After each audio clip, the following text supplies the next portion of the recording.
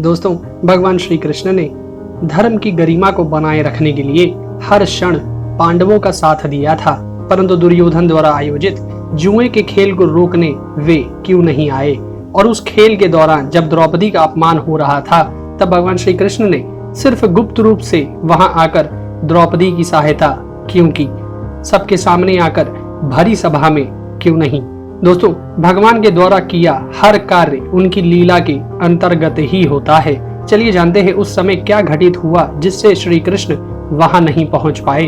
इस कथन का वर्णन महाभारत ग्रंथ के वन पर्व में और श्रीमद् भागवत पुराण में दशम स्कंद के 75 और 76वें अध्याय में मिलता है। जब भोज, वृष्टि, अंधक आदि वंशों के यादव, पंचाल के धृष्टद्युम्न, चेदी देश के धृष्टकेतु और कई देश के सगे संबंधियों को यह समाचार मिला था कि पांडव काम्यक वन में निवास कर रहे हैं, तब वे कौरवों पर क्रोध करते हुए पांडवों से मिलने उनके पास गए थे।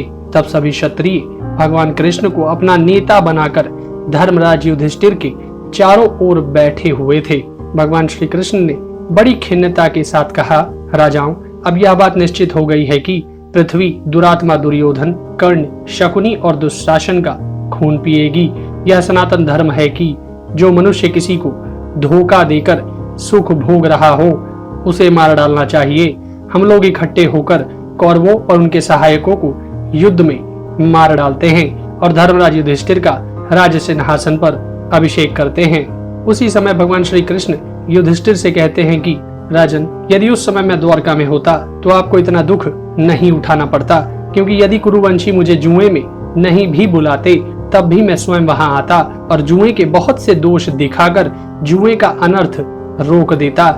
भगवान श्री कृष्ण की बात सुनकर युधिष्ठिर उनसे पूछते हैं कि आप उस समय द्वारका में नहीं तो कहां थे और कौन सा काम कर रहे थे। तब भगवान श्री कृष्ण ने कहा, धर्मराज, उस समय मैं शाल्व का और उसके नगर के आकार के विमान शौभ का नाश करने के लिए द्वारका से बाहर चला गया था। जिस समय आपके राजसूय यज्ञ में मेरी अग्र पूजा की गई थी और मैंने दुष्ट शिशुपाल को अपने चक्र द्वारा मार डाला था, तब शिशुपाल की मृत्यु का समाचार पाकर शाल्व ने द्वारका पर चढ़ाई कर दी थी। वह अपने सप्त धातु निर्मित सौभ विमान पर बैठकर द्वारका कुमारों का संहार करने लगा था। बाग बगीचे, महल आदि नष्ट करता हुआ शाल्व वहां लोगों से इस प्रकार पूछ रहा था कि यादवाधम मूर्ख, कृष्ण कहाँ है? मैं उसका घमंड चूर चूर कर दूंगा।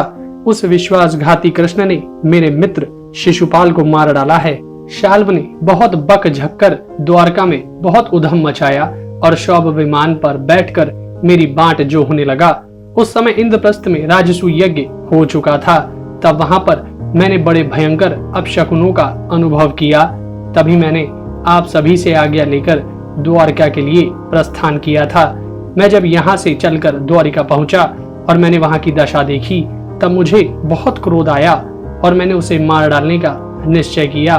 जब द्वारका से बाहर निकलकर मैंने शाल्व की खोज की तो वह अपने शौभ विमान सहित समुद्र के एक भयानक द्वीप में जाकर मिला। तब मैंने अपना पांचजन्य शंख बजाकर शाल्व और उसके दानवों को युद्ध के लिए ललकारा। कुछ समय तक हम दोनों में घोर युद्ध होता रहा। उस युद्ध में मैं शाल्व के शस्त्रों द्वारा बुरी तरह घायल भी हुआ। उसने अपनी माया द्वारा मुझे कई बार भ्रमित भी किया। अंत में मैंने शाल्व समेत समस्त दानवों को अपने सुदर्शन चक्र द्वारा मारकर धराशाही कर दिया। यही कारण है कि मैं उस समय द्वारकापुरी में नहीं था।